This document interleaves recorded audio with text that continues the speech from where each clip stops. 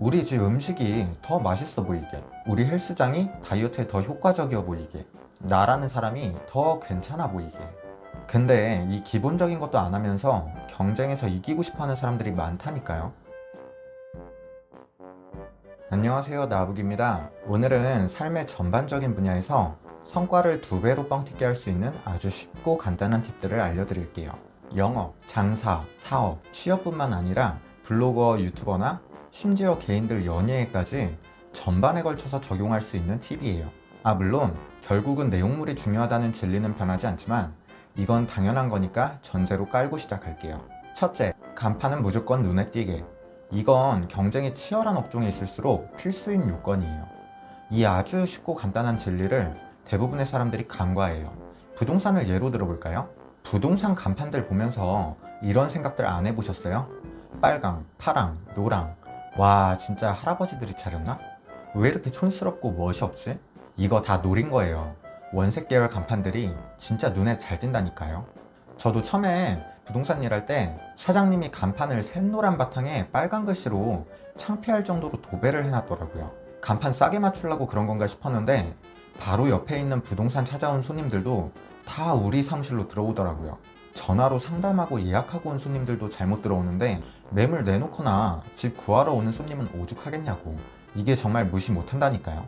부동산이 많아지고 젊은 사람들이 개업도 하다 보니 막 입체 간판에 하얗고 조명 달리고 예쁘고 깔끔하고 세련된 간판들을 진짜 많이 봤는데 정작 눈에 안 띄어요. 심지어 무슨 삼성 리얼에스테이트 이런 걸 또 영어로 써놓는데 사람들이 뭐 하는 데인지도 몰라요. 그냥 빨간 글씨로 푸르지오 부동산, 강남 부동산 이렇게 넣으라고. 음식점도 그렇고 카페도 그런데 진짜 뭐 하는 데인지도 모르겠고 잘 보이지도 않는 간판을 자기만족식으로 예쁘게 달아놓는 분들 많아요. 이런 방법은 따로 마케팅 안 해도 사람들이 줄 서서 찾아오는 가게들이 할 수 있는 방법이에요. 음식점들은 실제 가게 간판뿐 아니라 배달 어플에서도 마찬가지예요. 어플에 뜨는 배너가 간판이고 가능한 직관적이고 눈에 띄게 올려야 해요. 취준생들의 간판은 뭘까요? 기존에는 당연히 학벌이었겠지만 요샌 뭐 학력도 안 보고 스펙도 안 본다는데 지금에 와선 면접관들이 가장 눈여겨보는 항목이 취미와 특기라고 생각해요. 제발 여기에도 아무 의미 없이 독서, 음악 감상, 영화 감상 이런 거 넣지 말아요. 흥미도 안 가고 사실 금방 뽀록나요. 자동차 시승, 화장품 리뷰, 리셀 테크, 블로그 운영, 필라테스, 골프, 밴드 공연 등 업종과 연관이 있는 취미나 특기라면 더 좋고 최소한 능동적이고 구체적이어 보이는 항목들이 좋아요. 그냥 축구보단 골키퍼라고 적는 게 눈에 띈다는 거죠. 자연스레 면접에서 질문으로 유도할 수도 있고요. 저 같은 유튜버나 블로거들은 뭐가 간판일까요? 구조적으로는 채널 로고와 채널 이름 자체가 간판이라고 볼 수 있을 텐데 실질적으로는 소비자에게 직접 노출되는 컨텐츠들이 간판이자 광고를 겸한다고 볼 수 있어요.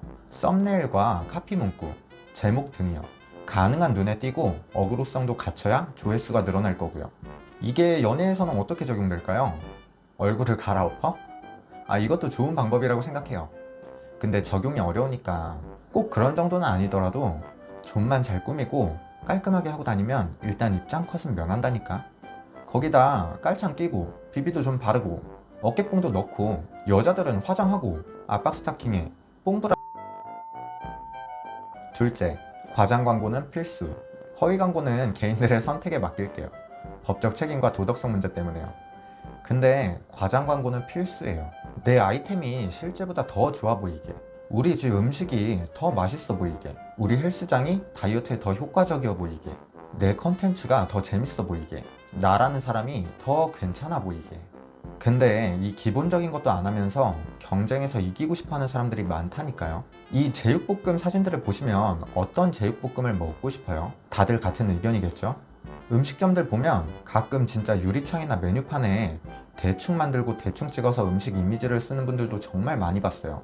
이미지는 눈으로 먹는 거잖아요. 아무리 맛있어도 주문을 안 하면 안 팔린다고. 사람들 개인 프로필 찍듯이 비용 좀 들여서 우리 메뉴, 우리 아이템만큼은 가능한 맛있고 좋아 보이게 투자하는 건 기본이에요. 정 부담스럽다면 차라리 그냥 인터넷에서 퍼다가라도 올리던가. 리뷰 이벤트도 마찬가지예요. 지금은 대부분 순수하고 솔직한 리뷰를 기대하고 보는 사람은 없죠. 서비스로 높은 별점을 유도하고 리뷰 개수를 늘려서 결국은 리뷰란 항목을 과장 광고로 사용하는 거예요. 부동산도 똑같아요. 중개하시는 많은 분들이 광고와 사진을 중요하게 생각하지 않아요.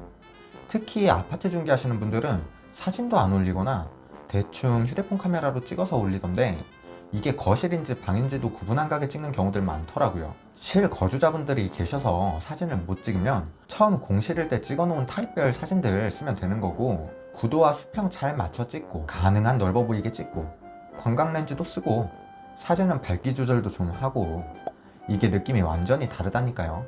요샌 스마트폰이 초광각 모드도 지원하고 워낙 카메라들이 좋아서 폰 하나만 들고 다녀도 충분해요. 오죽하면 유튜버들도 폰 하나로 영상 편집이고 자막이고 해결하겠어요? 근데 찍을 때만큼은 고민을 좀이라도 하면서 찍으라고요.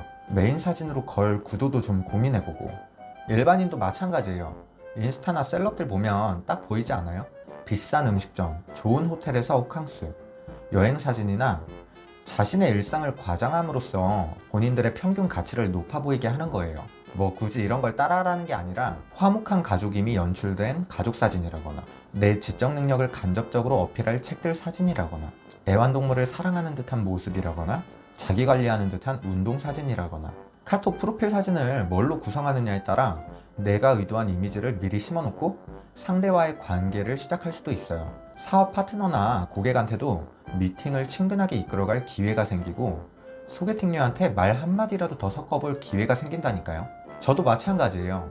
다소 자극적인 썸네일, 제목 이런 건 차치하고라도 영상 찍을 때만큼은 그래도 좀 깔끔하게 하고 찍거든요. 제가 일주일 중 6일 23시간은 이러고 있고요. 1시간은 이러고 있는 거예요. 이런 질문도 많이 받았어요. 왜 나부기님은 정면으로 촬영 안 하세요? 이제 아시겠죠? 이 각도가 5배는 사람처럼 나오니까 굳이 이 각도 고집했던 거고, 이게 허위광고니 가장 광고를 잘 적용하고 있는 거예요.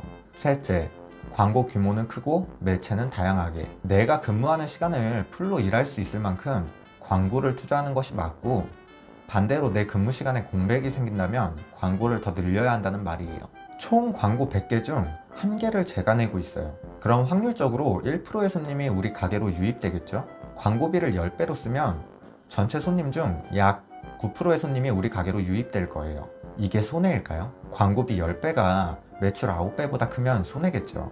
하지만 그건 애초에 광고를 잘못 쓰고 있다는 거고요. 광고비의 효율은 줄어들지언정 근무 시간에 놀고 있지 말고 수익을 늘리는데 집중해야 한다는 거예요. 단적인 예시가 하나 떠오르는데, 제가 단골인 킹크랩집 사장님이 계세요. 가격도 저렴하고 깔끔하게 손질도 해주시고 되게 양심적으로 가게를 잘 운영하시는 분이에요. 오죽하면 킹크랩 비쌀 땐 지금 먹지 말라고 하더라고요. 이분이 코로나 오고 홀 장사는 접고 포장으로만 가게를 운영하시더라고요. 제가 이사 오고 나서 이 동네 킹크랩 가게들을 찾아보니 비싸고 손질도 안 해주고 별로 기대도 안 되는데 또 장사는 엄청 잘 되더라고요. 결국은 저 사장님 가게에 예약하고 포장해 오는데, 최근에는 제가 사장님 대체 왜 배달은 안 하세요? 이 정도 퀄리티에 이 정도 맛이면 대박일 것 같아요. 이렇게 포장해 주시는 퀄리티면 배달해도 전혀 문제 없을 것 같은데요? 물어보니 사장님이 그러시더라고요. 저는 리뷰나 이런 거 관리하고 신경 쓰는 걸 못하겠어요. 물론 사장님 의견 존중해요. 배달하면 포장할 때보다 퀄리티가 낮아질 수도 있고 컴플레인이나 진상 응대가 피곤해질 수도 있어요. 그런데 장사를 하는 이유는 돈 벌려고 하는 거잖아요. 장사 안 돼서 홀 줄이며 술도 같이 못 팔게 되었고, 그렇다고 손님이 많아서 기다리거나 품절되는 경우를 본 것도 아니고요. 더 말은 안 했지만 이런 분은 매체를 이용해서 광고를 좀만 해도 다른 가게들보다 훨씬 경쟁력 있을 거라 생각해요. 동네 장사라는 한계를 벗어나 고객을 끌어올 수 있는 범위도 훨씬 확대될 수 있을 거고요. 쉽게 설명하려고 단순 광고를 늘리는 얘기를 했지만, 확실히 광고는 늘릴수록 비용 대비 효율은 떨어지긴 해요. 마이너스가 아니라 플러스의 폭이 줄어든다는 말이에요. 광고 효율이 너무 떨어져 개수를 늘리는 게 어렵다면 광고 매체를 늘리는 것도 하나의 방법이에요. 블로그를 직접 운영하거나 블로거들에게 광고를 의뢰하기도 하고요. 직접 유튜브를 병행하시며 사업하시는 분들도 많아요. 페북이나 인스타 광고도 있고요. 비용을 들이던 직접 하던 결국 우리 가게를 노출시키고 사람들에게 알리는 게 중요한 거예요. 제 최근 영상인 집값 하락의 거짓 신호 8가지 영상을 보니 시청자가 외부 유입 비율이 상당히 높았고 대부분 네이버에서 유입이 된 거더라고요. 원래 구글과 네이버는 경쟁 플랫폼이라 서로의 플랫폼의 컨텐츠는 시청자들에게 거의 노출을 시켜주지 않거든요. 이게 뭐지 싶어서 진짜 열심히 검색해봤는데 시청자 중 한 분이 다른 부동산 카페들에 제 영상을 공유해 주셨더라고요. 누군지 몰라도 아니 이것조차 제가 의도한 건 아니지만 그 시청자분이 제 영상을 홍보해 준 것과 같아요.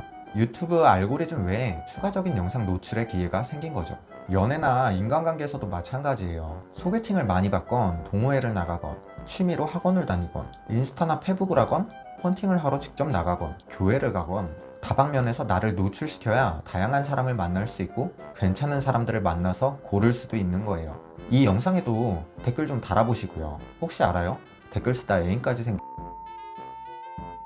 이렇게 바로 적용할 수 있는 3가지 꿀팁을 알려드렸는데 다시 한번 정리하자면 첫째, 간판을 눈에 띄게. 둘째, 과장 광고는 필수. 셋째, 광고의 규모는 크고 매체는 다양하게. 영상 초반에도 말했지만 내용물이 가장 중요하고 기본인 건 진리이나 그 기본이 전제되었을 때 아웃풋을 더욱 크게 할 수 있는 방법들인 거니 이 팁을 각자의 상황과 입장에 맞춰 어떻게 적용할 수 있을까 하는 고민을 하다 보면 분명히 남들과 차별화되는 경쟁력을 갖출 수 있을 거라 확신합니다. 오늘의 영상 요약입니다. 저도 처음으로 광고 좀 할게요. 구독과 좋아요, 알람 설정 시원하게 한번 눌러주세요.